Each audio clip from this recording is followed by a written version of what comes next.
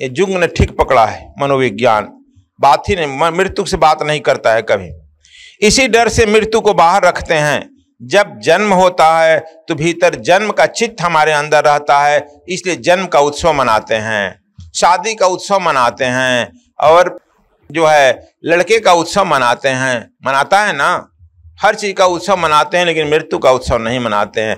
उस मृत्यु ने तुमको इतना गहरा पकड़ लिया है, उसे तू भूलना चाहता है, लेकिन यह तो है तुम्हारी भूल नहीं रहा था, अंतर चेतना में वह मृत्यु पकड़ा हुआ है, उसको भूलने का उपक्रम कर रहे हो। जबकि यह होना चाहिए कि किसी भी देश के लिए यात्रा पर निकला है तो वहां तक पहुंचना ही चाहिए, और मृत्यु यदि हमको उत्सव मनाना है तो हमको मृत्यु का उत्सव मनाना चाहिए। फिर कहो मृत्यु का उत्सव कैसे मनाएं? जैसे कहते हैं कि लड़का का पहला दिन फर्स्ट बर्थडे है तो उसको याद दिलाना चाहिए तुम 1 साल मृत्यु के करीब पहुंच गया है।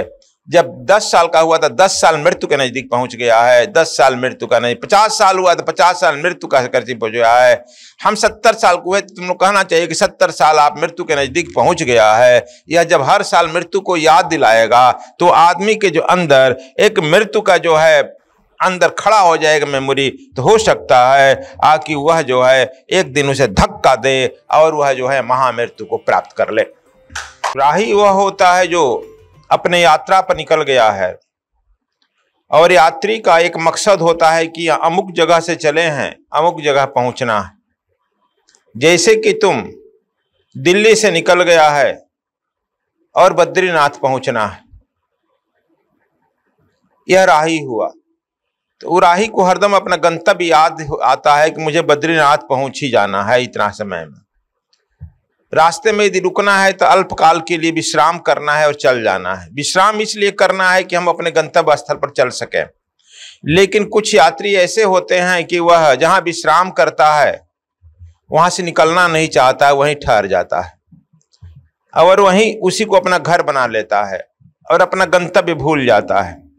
तब उसका मृत्यु जो है वहीं उसे पकड़ लेता है और उसका एम एंड ऑब्जेक्ट भूल जाता है। इसीलिए मनुष्य जो आया है यहाँ पर वह मुक्ति के लिए आया है, परमात्मा को प्राप्त करने के लिए आया है। लेकिन जब निकला है तो वह आकर के भूल गया है। किसी घर को जहां ठहराव था उसको अपना घर समझ लिया। जो उसके घर में मदद करने वाले थे ठहराव में, जैसे कि कहीं तुम होटल में ठहर जाता है, स्टे होम में ठहर जाता है, तो वे होटल के कर्मचारी तुम्हारी मदद करते हैं, खाना पीना, रास्ते में ठहरने की व्यवस्था।